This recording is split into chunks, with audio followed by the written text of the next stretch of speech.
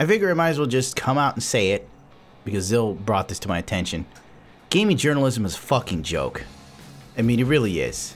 At this point, the big websites are nothing more than caterers to the AAA industry.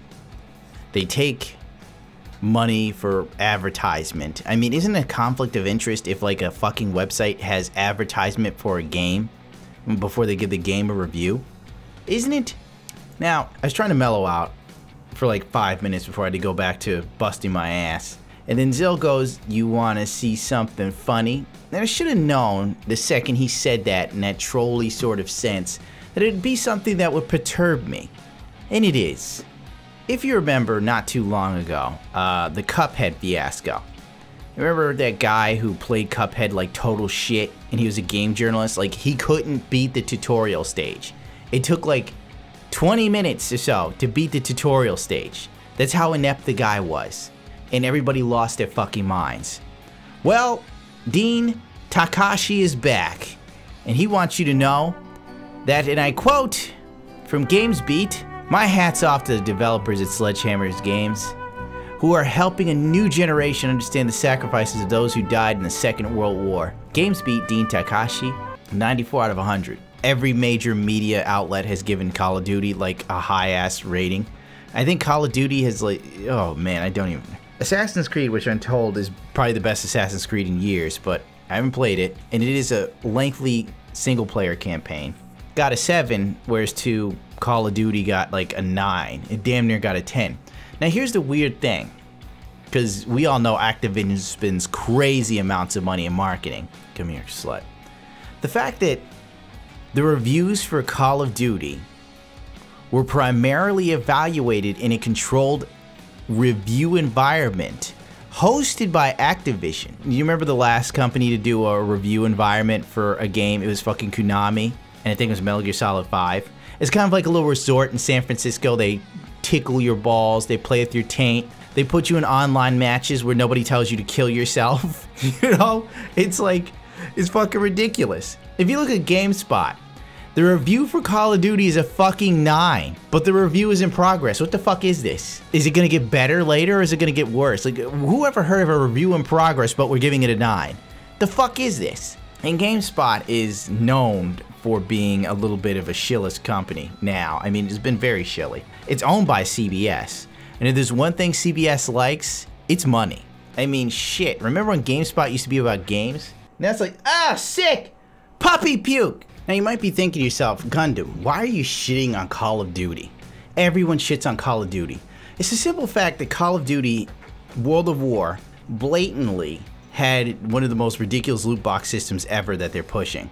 And it's the one where supply drops come in and you get to see the supply drop. Everybody in the lobby sees the supply drop you had.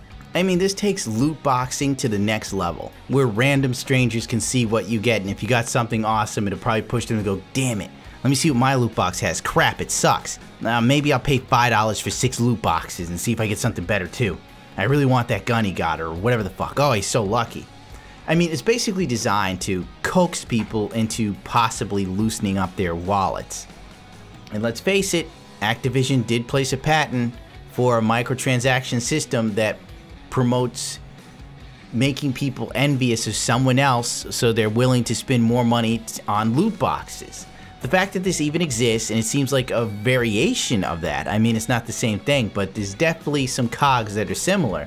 And instead of this being an issue for games journalists, or speaking out against it, or going, well, the loot box craze is a little out of hand, they're just like, Call of Duty, real good, 9 out of 10, great game, great game. It's almost as good as Mario Odyssey. You'd think with a loot box system, that would be worthy of taking it down a few points. And the fact that the review was done in a controlled environment, isn't that a little odd? Controlled by Activision? Shouldn't that also be taken, like a point or something be taken off? Like, we were placed into environments where we were treated specially.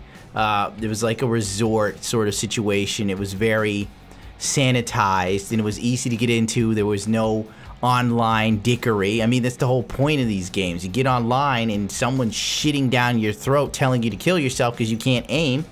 And when you see a guy like Dean Takahashi talking so highly of this game, but meanwhile the motherfucker couldn't get his mind wrapped around Cuphead, once again, it makes me kind of feel like, this must be super casualized. But then again, it's Call of Duty, so it is a very casualized game. It's for dude bros. And when you also dig deeper into this guy's background, thanks to Reddit, you find out that Dean Takahashi, actually he mainly writes about the game industry as a whole, and business, and occasionally he's pulled to do game reviews. So once again, this calls into question the validity of the review itself, among many. I mean, if you get a guy who occasionally does reviews for something, it's not as if he lives and dies by it. He's not a hardcore gamer. He's not someone who's well-versed in gaming, period. And if he's doing business stuff in the game industry, wouldn't you think that the guy would sit there and go, from a business standpoint, microtransactions have been giving the industry insane amounts of money and growth. But from a gamer standpoint, microtransactions are invasive, egregious, money-grubbing, and truly disingenuous to the gaming community. It leaves many to feel completely and utterly disenfranchised. Is it not crazy to say that maybe the exploitation of microtransactions is further and further polarizing the gaming industry and the community as a whole, which could only lead to a backlash the likes of which that could possibly be irreprehensible? In the sense of these people are continuously being nickeled and dimed. Sections of the game are locked behind paywalls or fucking pre-order from Amazon or GameStop, blah blah blah. Pre-order now, you get special star cards of Battlefront 2. Spend a little more to get extra crap in your loot box. Is it not just overbearing? Is it not corpulent? Is it not completely and utterly bloated and disgusting that this is going on? From a gamer standpoint, I feel as if I am being treated like nothing more than a walking wallet, the likes of which they can't stop until they get more of my money. And is it not enough? Shouldn't they be giving me something more for my money? Something deeper? And I hear that the story is good, but on the other hand, once again, this is a controlled Activision environment. Every one of the reviewers that played this Call of Duty were at the Activision thing in San Francisco. So it leads me to wonder, how much validity can I truly take from any of these reviews when I know that these people are kind of in someone's pocket? I get that it's your job, but how much integrity do you have left? And do you think that we as a gaming community are so stupid that we can't tell when we're being completely and utterly dicked around? We're not sheep, we're not cattle, we're people. We're not numbers on a chart. No, not what Dean Takahashi thinks. He thinks this Call of Duty is basically Schindler's fucking List. He thinks that this Call of Duty is practically Saving Private Ryan. Remember at the end of Saving Private Ryan when Tom Hanks was shooting at that tank and then loot boxes fell out of the sky and totally saved him? Man, that was thrilling. Choochie! Get out of there. Choochie! Wish I could shoot that dog with something. On that note, I should probably get out of here. Please forgive me. The dog is wrecking shit, and her owner is never anywhere to be found. I can't actually give more of a shit than me in the age of apathy. Rate, comment, subscribe if you so choose to. If not, to hell with it. Thank you for even watching my videos and spending time with me. My growth has been insane as of late, and it's all due to all of you who give enough of a shit to check my stuff out. So thank you very much, to be honest. And I will catch you in the next video, which will probably be some Fallout mod videos, another Witcher mod video. I'm going to try and work on those as quickly as possible. And I'll be checking out a mod that just totally revamps all the textures in Batman Game of the Year Edition. It looks fucking awesome. But I'm experiencing a weird stuttering problem. And hopefully I can figure out what the fuck to do about that. If not, fuck, I don't know. Maybe your computer would fare better than mine. So, thanks again, and adios muchachos.